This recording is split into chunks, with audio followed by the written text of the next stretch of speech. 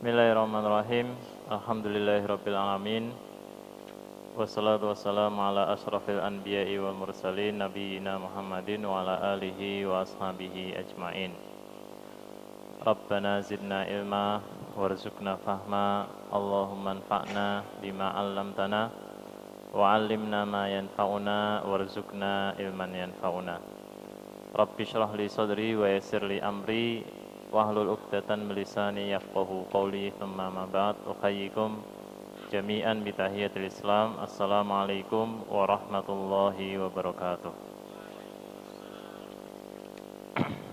Alhamdulillah, pada subuh hari ini Allah Subhanahu wa taala dengan karunia dan kasih sayangnya berkenan menghadirkan kita di rumahnya yang mulia ini, di Masjid At-Taqwa, untuk menunaikan ibadah-ibadah yang mulia, mulai dari salat subuh, zikir, kemudian thalabul ilmi.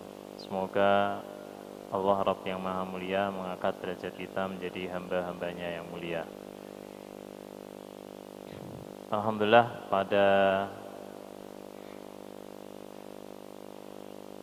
kajian sebelumnya kita sudah menuntaskan bacaan tafsir surah Al-Fil dalam kitab tafsir Al-Misbah Al-Munir di Tahdzibi Tafsir Ibnu Katsir. Nah, sekarang kita masuk ke surat yang baru, yaitu surah Li'ila-fi Quraisyin. Qala al-mu'allifu rahimahullahu ta'ala, atau saya baca terlebih dahulu ya. Tafsiru surati Li'ila-fi Quraisyin wa hiya makkiyah. Tafsir surah Li'ila-fi Quraisyin, dan surat ini termasuk surat makkiyah atau turun sebelum hijrahnya Nabi sallallahu alaihi wasallam ke Madinah. A'udzu billahi minasyaitonir rajim. Bismillahirrahmanirrahim. Li'ila-fi Quraisyin ilafihim rihlatasy syita'i was-shayf falya'budu rabb hadzal baitil ladzi at'amahum min ju'in wa amanahum min khawf. Qala al-mu'allifu rahimahullahu ta'ala nafa'ana bihi wa bi ulumihi ajilan wa ajilan. Hadhihi suratu, surat ini, mafsulatun anil lati qablaha fil mushafil imam, dipisah atau terpisah dari surat sebelumnya, yaitu surat Al-Fil, fil mushafil imam, di dalam mushaf al-imam. Mushaf al-imam ini maksudnya yaitu mushaf yang berhasil dihimpun di masa kekhalifahan Utsman bin Affan radhiyallahu an. Jadi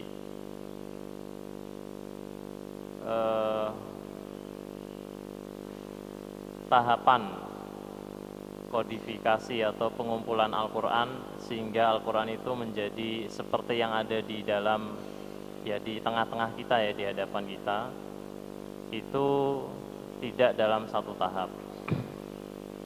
Di masa Nabi SAW, pengumpulan Al-Quran itu sangat terbatas oleh sejumlah sahabat yang diperintahkan oleh Nabi SAW untuk menulis Al-Quran. Dan Rasul melarang penulisan hadis agar tidak tercampur dengan Al-Quran. Di antara sahabat yang Rasulullah SAW perintahkan untuk menulis Al-Quran seperti Ibnu Mas'ud, kemudian Ali bin Abi Thalib, kemudian Zaid bin Sabit, dan sejumlah sahabat yang lainnya. Sehingga mereka punya kumpulan mushaf-mushaf, kumpulan lembaran-lembaran ayat-ayat Al-Quran. Nah, kemudian setelah Nabi wafat di masa Abu Bakar, pada perang Riddah atau perang melawan orang-orang yang murtad dan yang membangkang zakat itu, berguguran banyak sahabat-sahabat penghafal Al-Quran.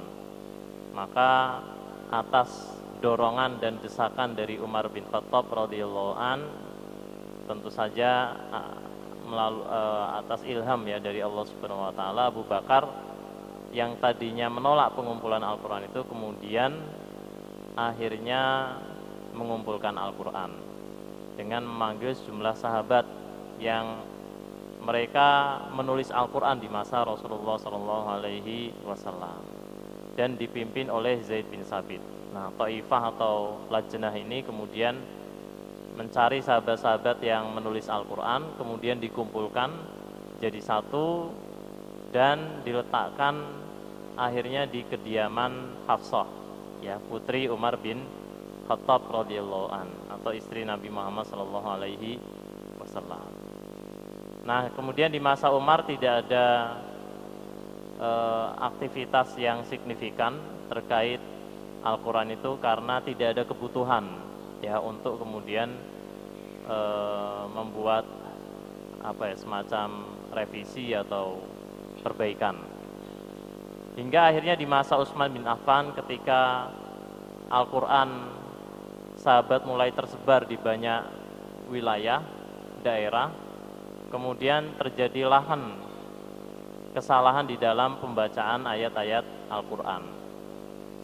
Maka ada kebutuhan untuk kemudian mengumpulkan Al-Qur'an kembali. Akhirnya lajnah itu dibentuk kembali, kemudian Al-Qur'an itu disalin ulang. Jadi setelah dikumpulkan disalin ulang, ditulis ulang. Ya, ditulis ulang oleh sejumlah sahabat. Nah, kemudian diurutkan, ya, kemudian diurutkan. Ada sahabat yang punya mushaf atau tulisan lembaran ayat Al-Qur'an itu yang urutannya sesuai urutan turunnya Al-Qur'an. Jadi tidak dimulai dari Al-Fatihah, tapi dimulai dari Iqra bismi rabbikal ladzi khalaq dan seterusnya. Nah, kemudian akhirnya di masa Utsman Al-Qur'an dikumpulkan, ditulis ulang dan diurutkan sebagaimana wahyu yang Allah Subhanahu wa taala turunkan kepada Rasulullah SAW dan perintah Rasulullah SAW urutan-urutannya seperti apa. Maka jadilah mushaf yang disebut dengan Al-Mushaful Imam. Ya, mushaf imam. Mushaf imam ini urutannya seperti yang ada yang tersebar sekarang ya, yang di hadapan kita. Dimulai dari Al-Fatihah dan diakhiri dengan surat An-Nas. Dan itu sifatnya tauqifi. Tauqifi itu bukan ijtihad para sahabat atau ijtihad Utsman bin Affan, tapi wahyu dari Allah Subhanahu wa taala.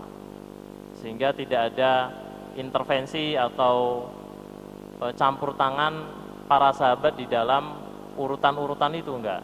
Ya, semuanya bagian dari wahyu, urutan atau tartibul ayat dan tartibus suwar. Urutan ayat dan urutan surat. Nah, termasuk di dalam urutan surat itu yang ada di dalam Mushaf Al-Imam itu li'ila fi Quraisy. Surat ini diletakkan setelah surat Al-Fil. Nah, sebenarnya kalau kita lihat antara surat Al-Fil dengan surat li'ila fi Quraisy ini ada keterkaitan makna. Ada keterkaitan makna. Karena kalau kemarin kita membaca Al-Fil itu sepertinya belum selesai gitu ya. Belum selesai dalam arti seperti ini. Di awal kan Allah mengatakan alam taro, tidakkah atau belumkah kamu melihat bagaimana Tuhanmu berbuat terhadap ashabul fil. Biasanya yaitu kalau ayat-ayat tertentu, ya, ayat-ayat yang lain itu kan ditutup dengan satu hikmah.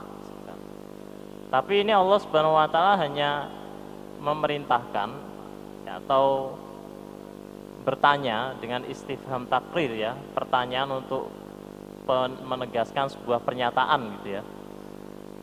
Selesai sampai situ seperti kayak ada yang kurang tuh. Maka kemudian setelahnya itu surat li'ila fi Quraisy itu yang ada munasabah yang kuat, keterkaitan yang kuat antara surah Quraisy dengan surah Al-Fil. Karena di surah Quraisy itu di ujung ayatnya Allah memerintahkan, ya, membuat satu perintah. Ya, perintahnya falyabudu rabb hadzal baitil ladzi at'amahum min ju' wa amanahum min khauf. Hendaklah kalian menyembah Tuhan rumah ini. Nah, ini relate sekali dengan apa yang terjadi pada surah Al-Fil, dan inti pelajaran yang ada di dalam surah Al-Fil itu kan Allah tidak selesai hanya sekedar mengingatkan tentang peristiwa itu. Jadi ketika teringat, ya orang-orang Quraisy sangat mengingat peristiwa itu, bagaimana terjadinya prosesnya hingga akhir, dari awal hingga akhir. Mereka tahu apakah dengan mengingat itu saja kemudian selesai? Enggak. Ya. Ada perintah yang menutup dari perintah mengingat peristiwa itu, yaitu perintah apa? Falyabudu rabb hadzal bait. Kalau kamu ingat tentang peristiwa Fil itu dan bagaimana Allah memberikan nikmat yang besar kepada kalian, bagaimana kalian bisa merasa aman di dalam melakukan perjalanan, bahkan ketika ada satu kaum yang hendak menghancurkan rumah, ya, Baitullah atau Ka'bah, itu Allah Subhanahu wa taala cegah mereka dengan mengirimkan tayran ababil. Kalau sudah seperti itu, ya falyabudu rabb hadzal bait, sembahlah Tuhan yang Tuhan hadzal bait, pemilik rumah ini, yaitu Ka'bah, yaitu Allah Subhanahu wa taala, alladzi at'amahum min ju', yang memberikan makan pada kalian dari kelaparan, wa amanahum min khauf, dan memberikan rasa aman dari ketakutan. Nah, itulah munasabah yang kuat antara li'ilafi Quraisyin dan Al-Fil. Tapi antara Al-Fil dan Quraisy ini katabu bainahuma satra bismillahirrahmanirrahim. Mereka ini para sahabat yang menulis atau menyalin Al-Quran ke dalam mushaf Al-Imam, itu meletakkan sater atau pemisah Bismillahirrahmanirrahim, yaitu lafadz Bismillahirrahmanirrahim, sehingga akhirnya disimpulkanlah oleh ahli tafsir bahwasanya Quraisy dan Fil ini surat yang berbeda, ya, surat yang berbeda. Wa in kanat muta'alliqah bima qablaha kama sarraha bidzalika Muhammad ibnu Ishaq wa Abdurrahman bin Zaid bin Aslam. Meskipun ada keterkaitan antara surat ini dengan surat sebelumnya, yaitu Al-Fil, sebagaimana dinyatakan hal itu oleh Muhammad bin Ishaq, ini seorang ahli sejarah, Ibnu Ishaq, wa Abdurrahman bin Zaid bin Aslam, ini seorang tabi'in, dan Abdurrahman bin Zaid bin Aslam. Li'annal makna, karena makna indahuma yang ada pada keduanya, pada surat Al-Fil dan Quraisy, habasna an makkatal fila, maknanya jadi seperti ini, kami mencegah atau menghalang-halangi Al-Fil, yaitu gajah, an Makkah, dari Makkah. Fil di sini maksudnya fil pasukan Abraha, ya, pasukan gajah. Wa ahlakna ahlahu, dan kami membinasakan penduduknya, maksudnya membinasakan pasukan gajah. Li'ila fi Quraisyin, karena ila fi Quraisyin inilah ai li'tilafihim wajtima'ihim,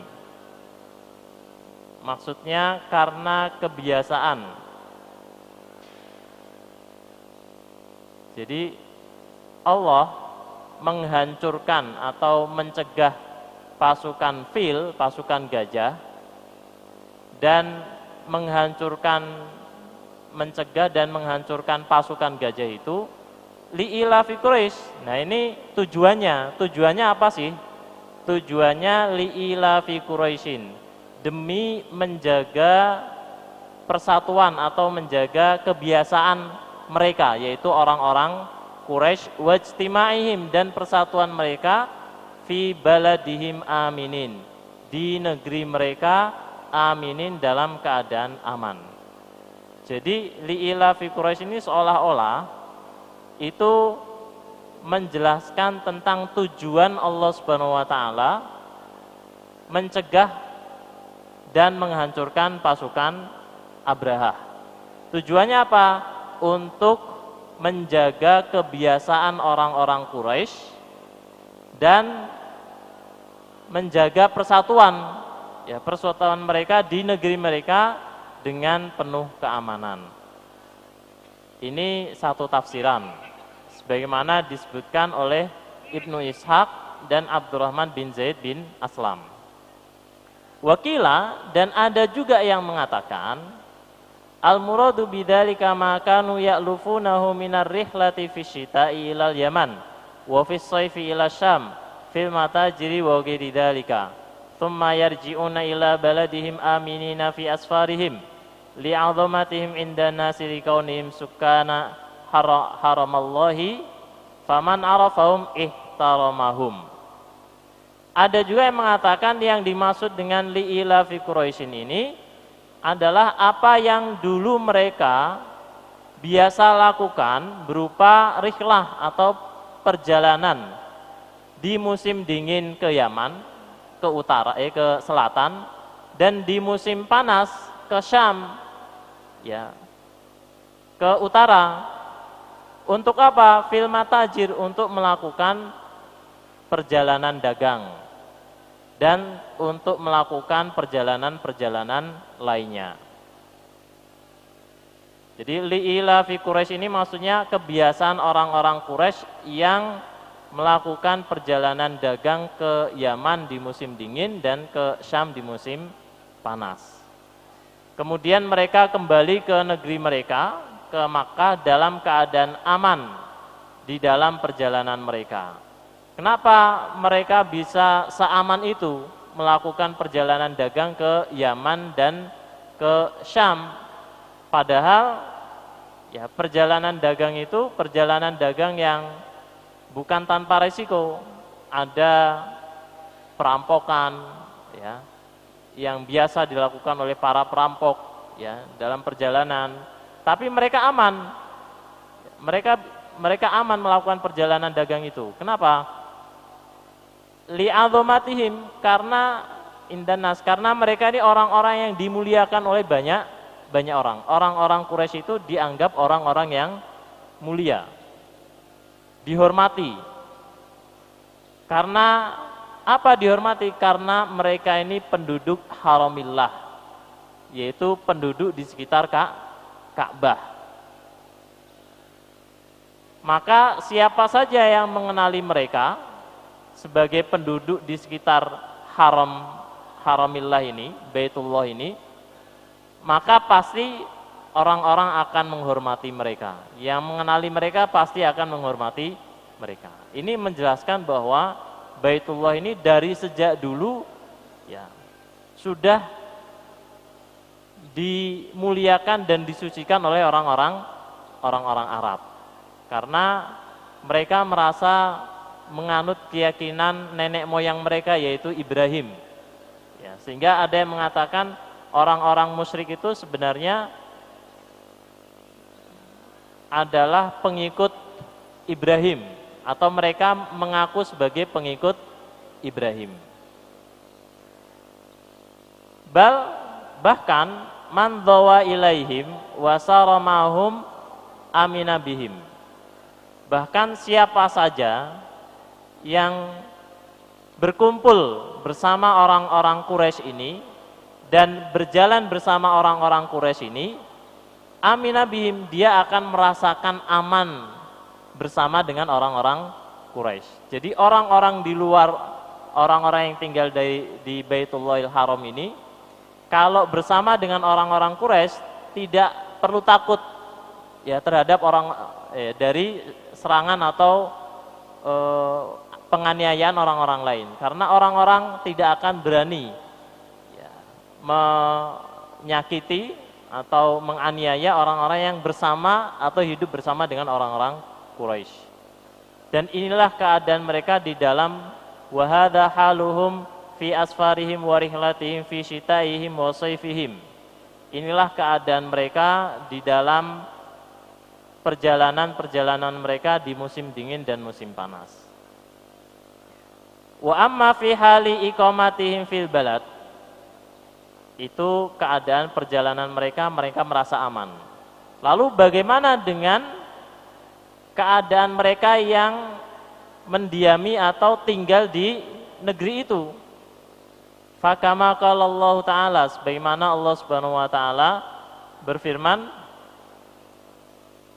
awalam yarau anna ja'alna haraman aminan wa yutakhattafun nasu min haulihim.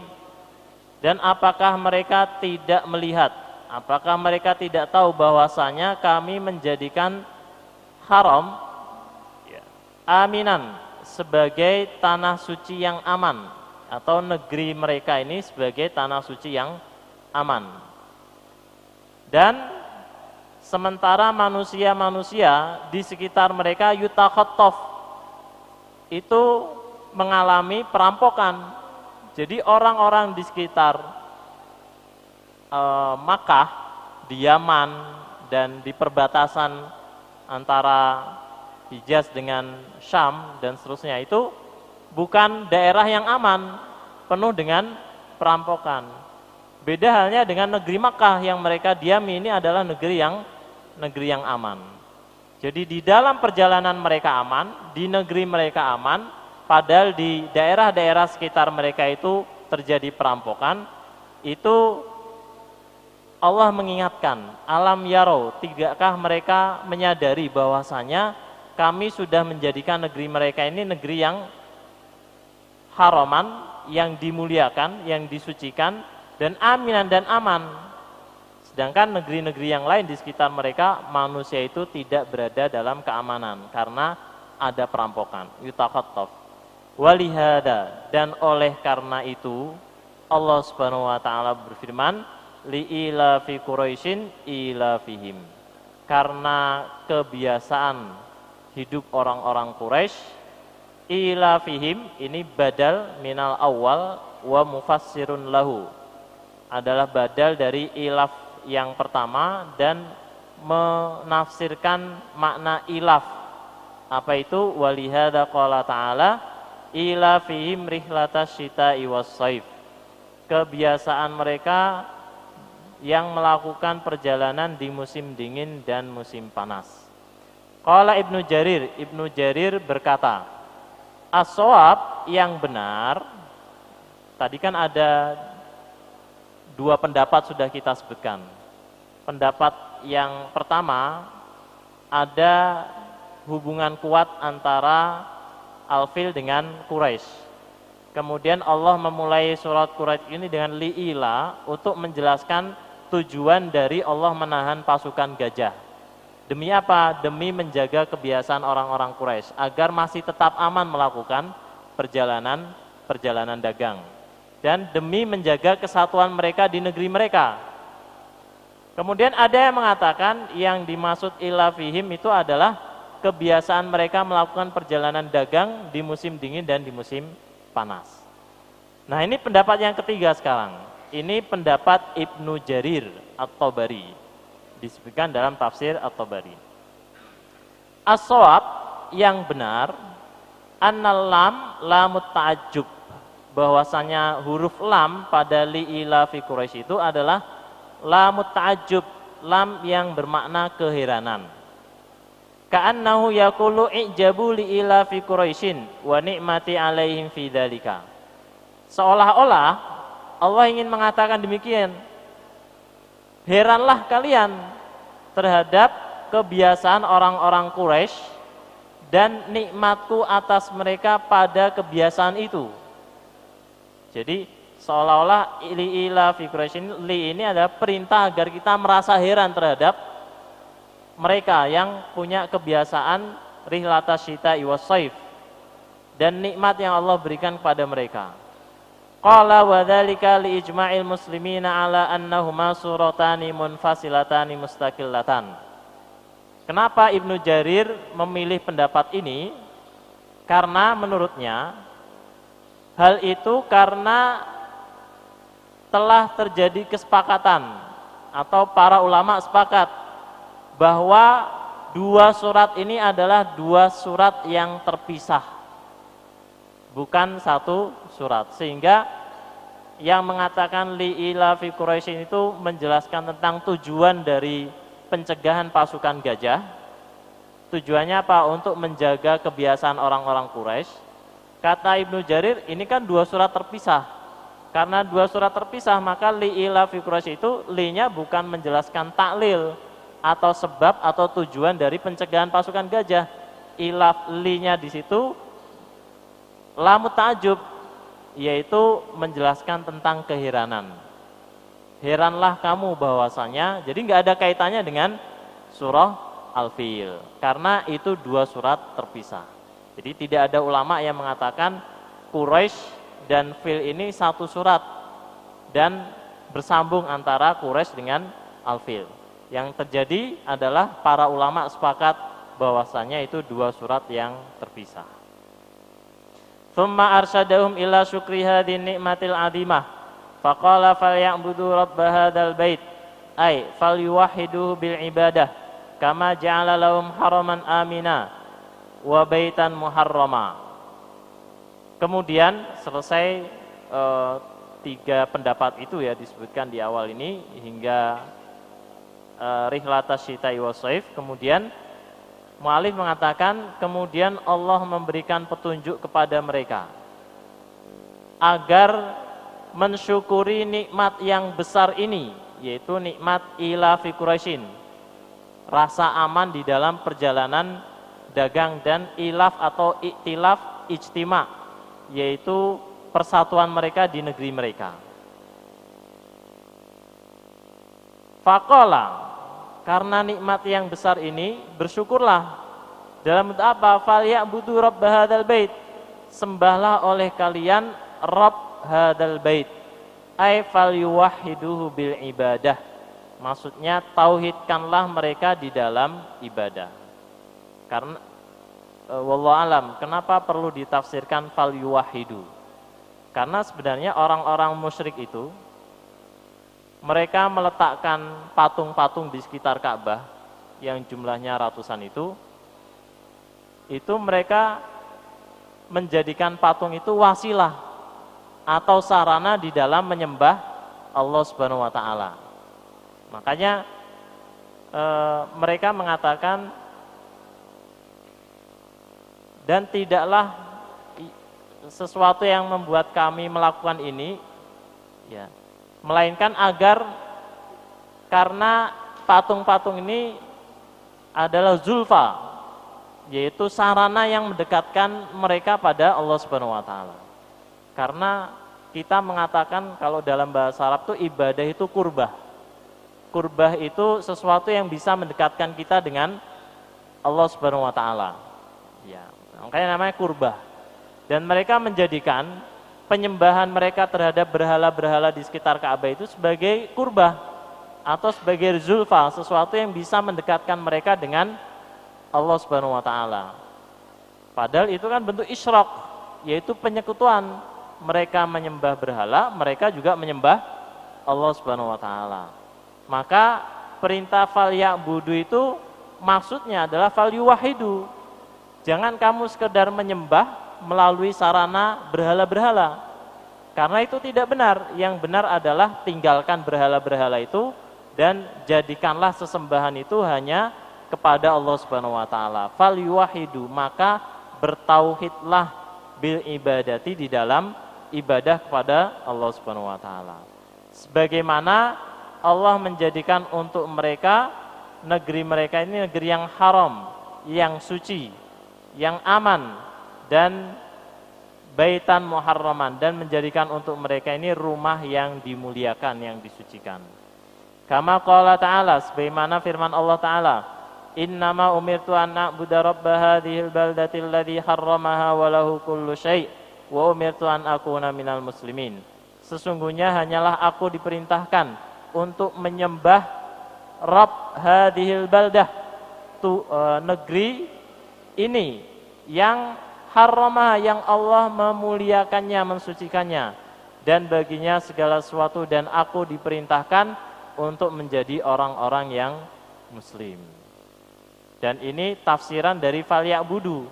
Ya, kenapa ditafsirkan fal yuwahidu? Karena di ayat yang lain surat An-Naml 91 ada perkataan yang diperintahkan Allah Subhanahu wa taala kepada Nabi Muhammad SAW, innama umirtu an a'budu rabb hadza. Aku cuma diperintahkan untuk menyembah Tuhan negeri ini. Ini maknanya yaitu mentauhidkan Allah Subhanahu wa taala.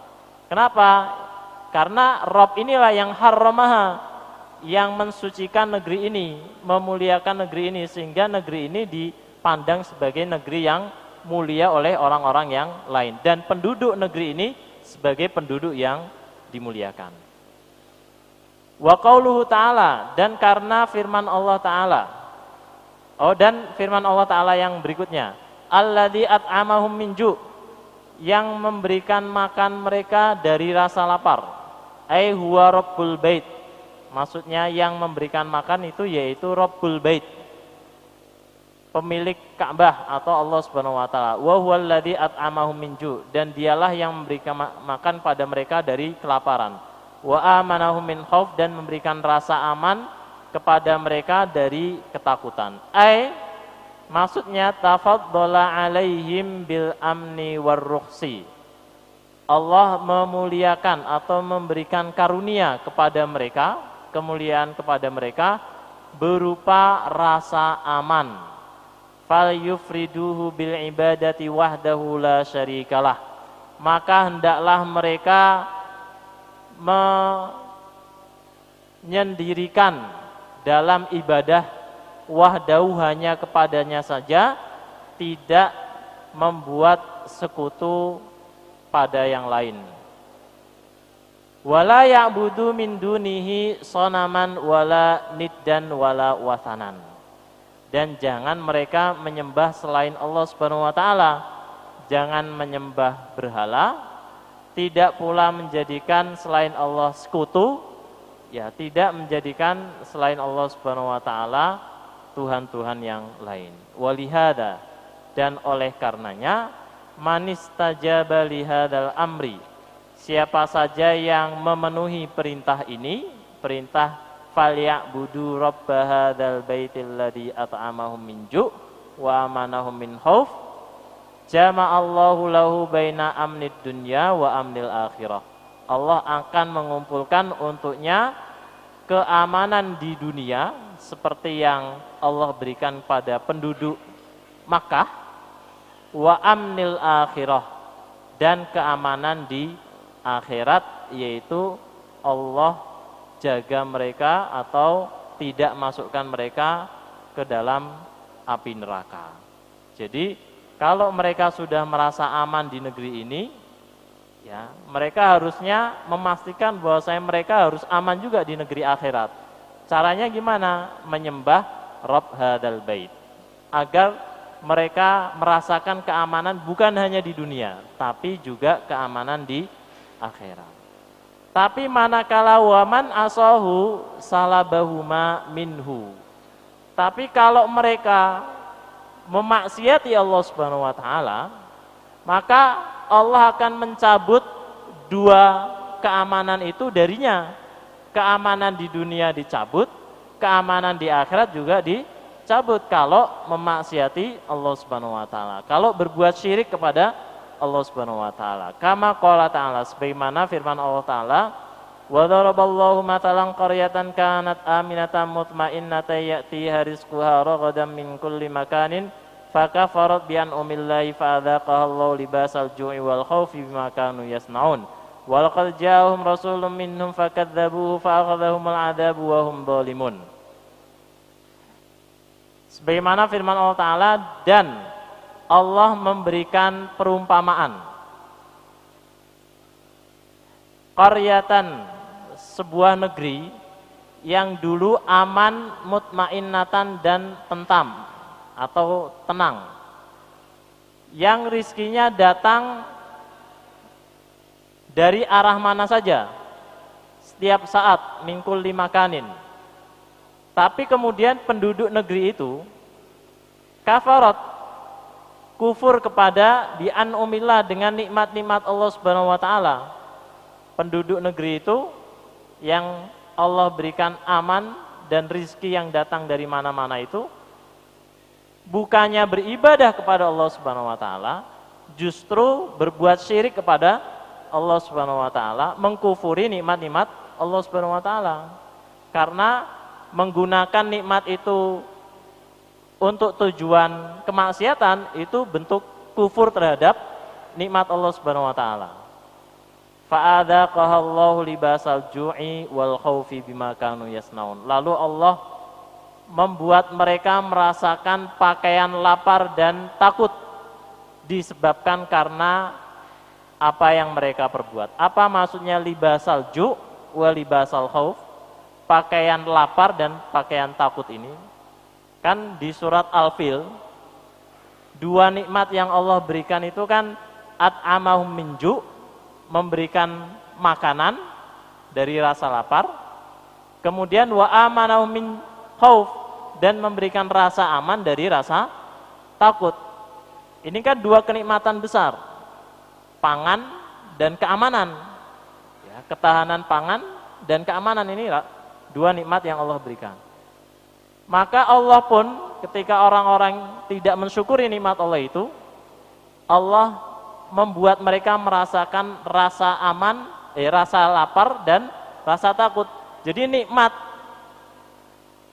kenyang dan nikmat aman itu kemudian dicabut oleh Allah Subhanahu wa taala disebabkan karena perbuatan-perbuatan mereka, yaitu berbuat syirik dan bermaksiat. Walaqad ja'ahum, dan sungguh telah datang pada mereka seorang rasul dari kalangan mereka, yaitu Nabi Muhammad SAW.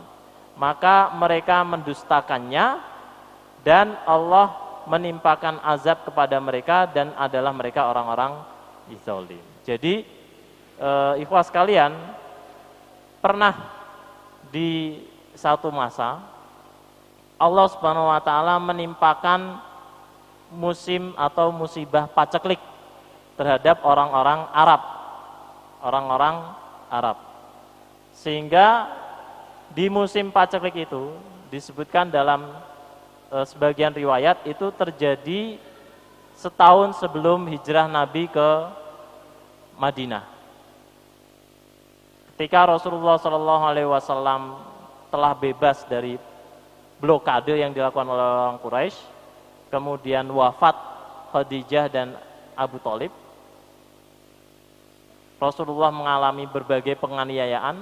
Kemudian Rasul berdoa kepada Allah Subhanahu wa taala agar Allah Subhanahu wa taala menimpakan ya kepada orang-orang Quraisy ini kelaparan. Ya, ada doa yang sahih diriwayatkan di dalam Sahih Bukhari, Allahumma shdud wat'ataka ala mudhar. Ya Allah, keraskanlah pijakanmu atau tekananmu kepada Mudhar. Mudhar ini maksudnya orang-orang Quraisy.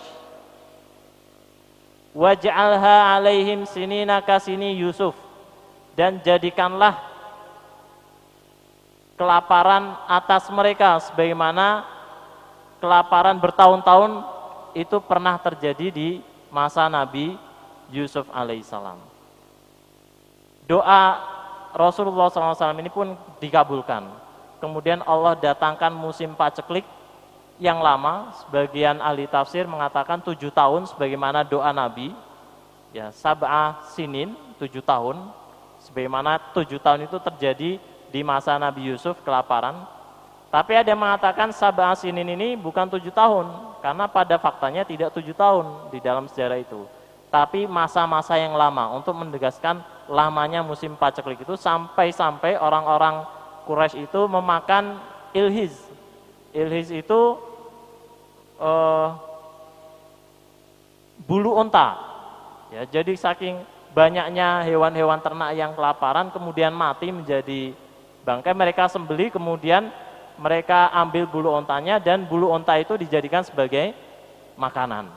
Jadi tidak ada air, kemudian tidak ada tanaman, perdagangan mereka berhenti dan seterusnya musim paceklik yang begitu lama sampai kemudian mereka kelaparan, bahkan sampai mereka saking laparnya itu halusinasi.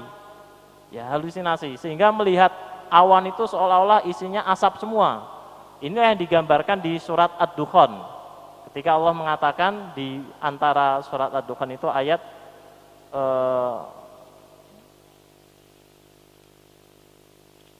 fal yartakib maka hendaklah mereka menunggu hari yauman, hari di mana as-sama langit itu kadukhanim mubin, seperti asap yang nyata. Ya, itu gambaran sebagian ahli tafsir mengatakan inilah asap yang dilihat oleh orang-orang Quraisy di musim paceklik. Jadi mereka melihat asap di langit. Ada yang mengatakan asap ini bukan asap yang banyak seperti awan itu ya, tapi asap yang sedikit, tapi mereka seolah-olah melihat itu sebagai satu azab yang besar yang menimpa mereka. Jadi saking laparnya musim itu mereka berada dalam keadaan seperti itu. Kemudian wal khauf dan rasa takut. Nah, rasa takut ini adalah ketika Rasulullah SAW sudah hijrah ke Madinah, orang-orang Quraisy sudah tidak merasa aman lagi untuk melakukan perjalanan dagang ke Syam. Kenapa? Karena perjalanan dagang ke Syam itu paling cepat itu lewat Yathrib, lewat Madinah, sedangkan Madinah berada di bawah kekuasaan Rasulullah Shallallahu Alaihi Wasallam. Maka mereka melakukan jalan memutar ke arah barat di pesisir pantai untuk sampai ke Syam. Dan mereka sudah tidak merasa aman lagi. Dan itu terjadi pada peristiwa perang Badar Sugro, perang Badar kecil, di mana Rasulullah SAW menghadang kafilah dagang Abu Sufyan, ya, kemudian merampas harta dagangan mereka. Ini menunjukkan mereka sudah tidak aman lagi di dalam melakukan ilaf atau rihlah, ya, rihlata as-saif, perjalanan dagang di musim panas. Di musim paceklik itu kemudian Abu Sufyan datang pada Rasulullah SAW meminta Rasul agar berdoa agar Allah mencabut azab, yaitu musim paceklik itu. Kemudian Rasulullah SAW pun berdoa kepada Allah Subhanahu Wa Taala. Akhirnya turunlah hujan di musim itu dan berhentilah musim ju atau musim lapar atau musim paceklik itu. Jadi Allah benar-benar mencabut rasa aman dan